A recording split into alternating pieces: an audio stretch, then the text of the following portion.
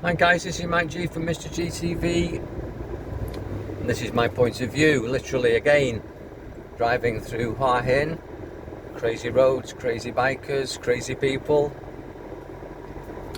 Crazy world, isn't it?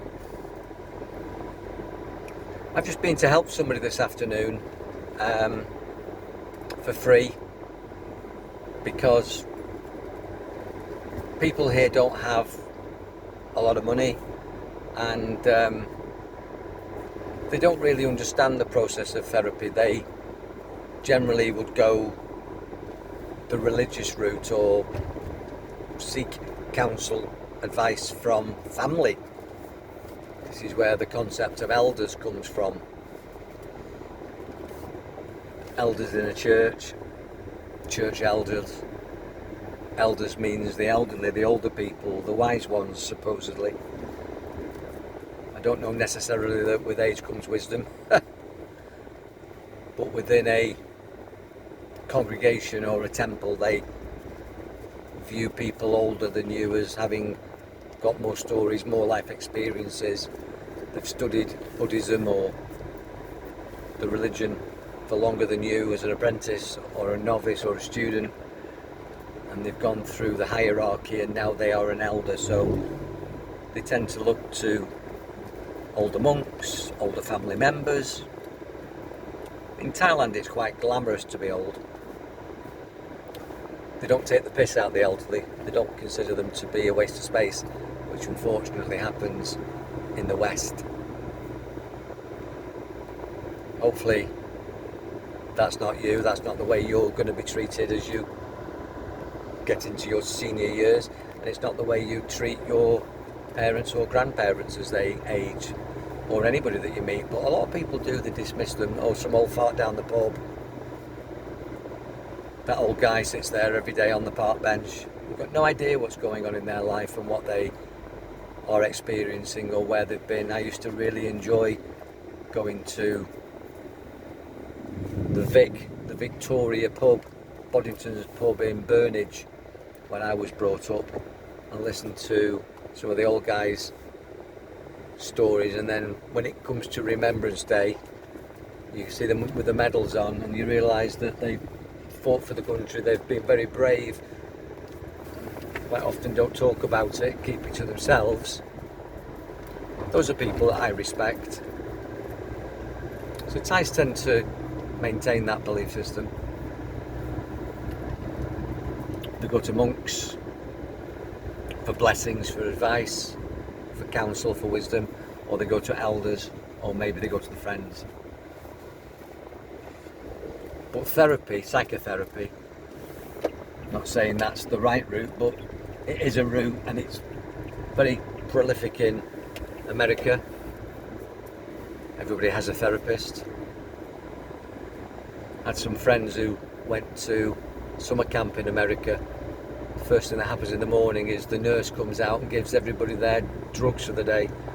Everybody's on medication, everybody has therapy if they can afford it or not. In Thailand, as I say, they go to elders, they use family members, and they tend to self-medicate holistically, herbally, homeopathically, eating healthy, understanding nature and herbs and the vitamins that you can get through healthy eating. So as a therapist in Thailand, very few of my clients are Thai. They're mainly expats from different countries. And so today I've been to see a Thai person who was really shocked at some of the stuff that I was talking about being selfish, that you are the creator, that everything that this particular individual was experiencing was their fault. Which is what I tell everybody, that what you allow continues. If it's to be, it's up to me, and the only way that you'll change your experience in relationships, in business, in the world is to change within. That all the external problems are created because of internal beliefs or your own behaviours. So I was there a couple of hours. It's what's called a breakthrough session, and I do it for donation. But that person benefits from me, and then that person makes a donation, and the charity benefits from that donation. So that's an exchange of energy that I'm very happy with.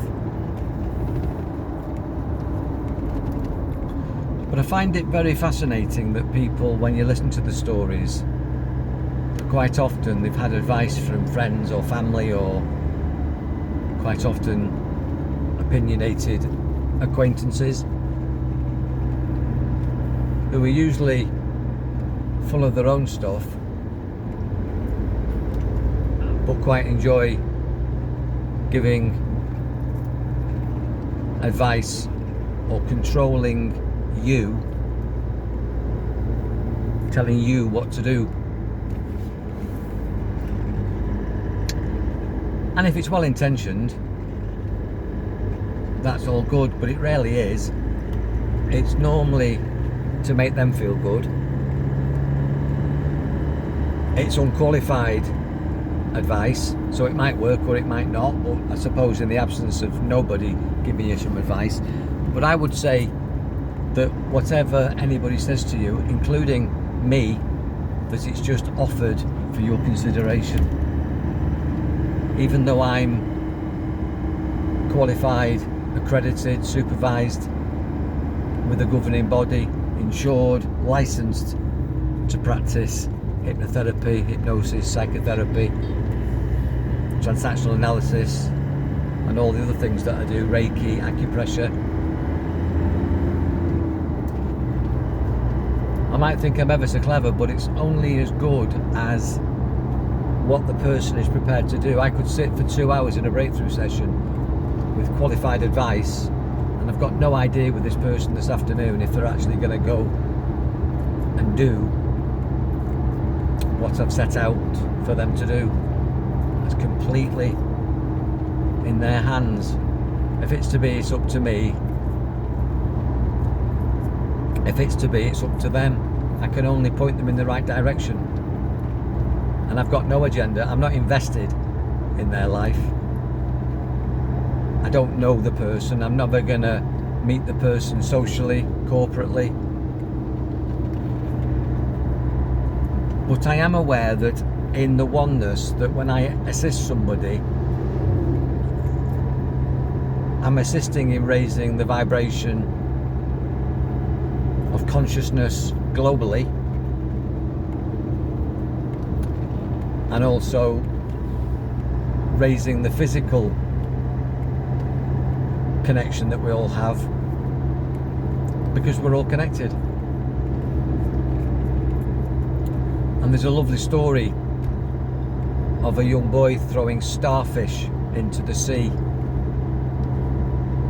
Come down with his dog in the morning, and he sees on the beach that he walks every day lots of starfish that have been washed up by a storm, and these starfish are dying in the sun, can't get back into the ocean, and he's picking them up and throwing them, and he's got this starfish in his hand, and the bloke comes up, quite cynical, an unwise elder if you like, and says, "What are you doing?"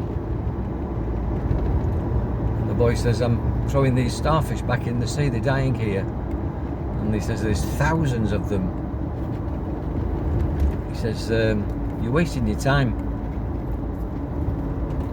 And the boy says, "Well, I'm not wasting my time for this one that I've thrown in, or I'm throwing in, and for all the ones I've thrown in. I might not be able to finish it, but at least I'm doing something, and it'll make a difference for this starfish that I'm saving now, and the other 10, or however many you've thrown in before. And granted, I might not be able to clear the beach, but I can do what I can in the time that I've got where I am." And that's what I do. I'm in Thailand, so I'm serving in Thailand. When I go to Germany, I serve there. Whether I'm in Manchester, North Wales, Lancaster, going down to South Wales, wherever I work, I enjoy myself, I express myself, I'm living in the moment, but I'm on a mission to help people overcome the obstacles that stand in the way of the health, happiness and success in life and business. And I enjoy myself doing it. It's completely selfish. It's all about me. It makes me feel good. Raising other people's self-esteem raises mine. Raising their vibration raises my vibration, and as I said, it raises the consciousness vibration. More happy people in the world, a happier world, more confident people in the world, with more opportunities for confident people.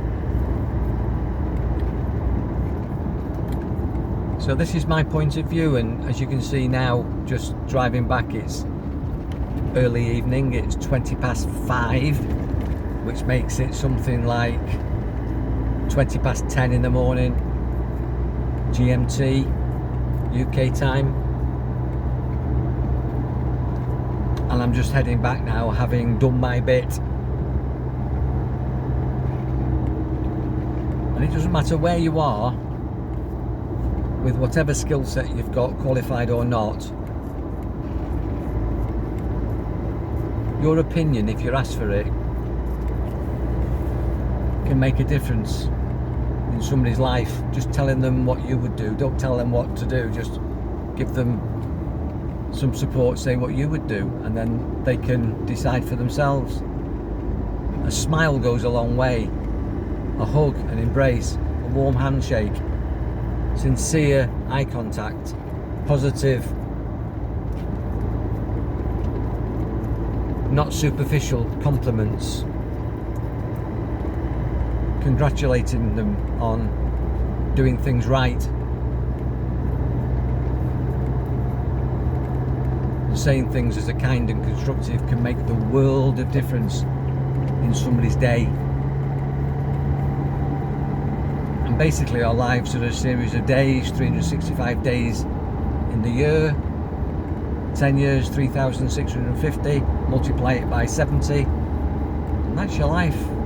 70 years in a flash, 70 years and 10. And then you've got a series of moments. Just live moment by moment, being positive and serving and giving wise counsel, being that elder, however old you are, with no agenda other than to raise the self-esteem and the vibration of the person that you're talking to, that you're sharing that moment with.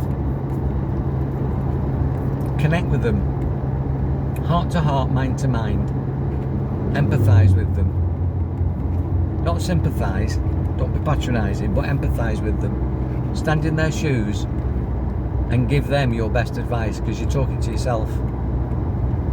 Because in the oneness, we're all one.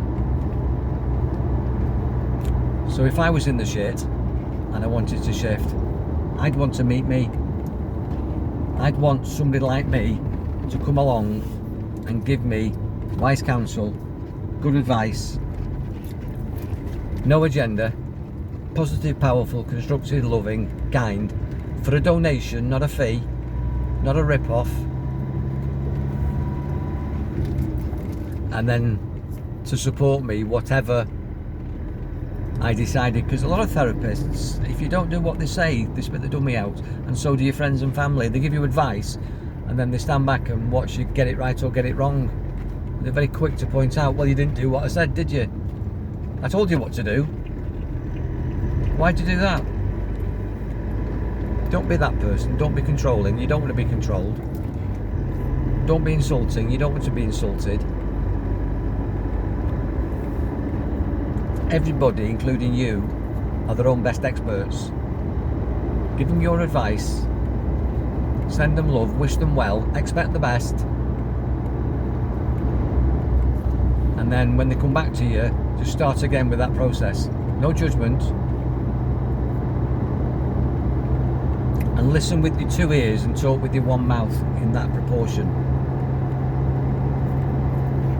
And if you're not asked to give advice, don't. Rather, like now, you've come to this channel or this page, wherever you're viewing this presentation, to hear this. So if you're still with me at the end of this journey, at the end of this video audio, thank you for honouring me. Take from this learn from this or not. I love you whether you're listening or not, whether you do it or not. My love is unconditional, my advice is unconditional, my support is unconditional. I don't say something and expect you to do it. I'm delighted if you do. If you don't, I honour you for making your own choices. Live and die by your own sword. Be powerful, enjoy your mind. This is my point of view. I hope you've enjoyed listening. I hope you've enjoyed the journey. Look at this guy on the left here with his fishing rod on his bike. No helmet. Oh, what the hell, fishing rod. Probably going to go and catch his dinner. And a lot of people just live that simply. Bowl of rice, noodles, and a fish that they just catch. They live together in bivouacs, in shantytown houses, and sometimes they're quite wealthy and they still live like that. I've met people who've got more money than I've got in Thailand. There's quite a lot of rich people in Thailand. They call them high society. Quite often it's because they've sold a field to Shell or a hotel. Contractors come along, probably never been to school, but they've got family land, and all of a sudden somebody comes along and they want to build a hotel there or put a petrol station there or a 7-Eleven, and they offer them a ton of money, and these people become super rich. Sometimes they just have a lake with fish and they sell the fish and they make thousands. Fruit, thousands.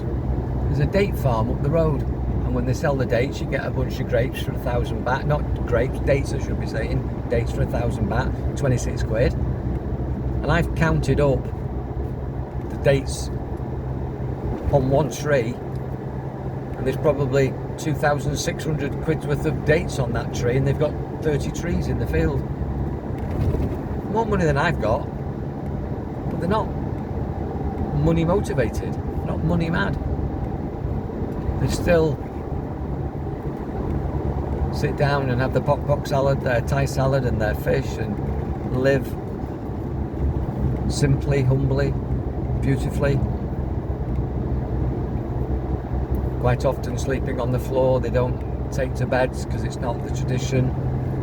Mattress on the floor, like a futon or something. Not everybody. But life can be simple, it can be beautiful. You can just live simply and serve. Live simply and serve.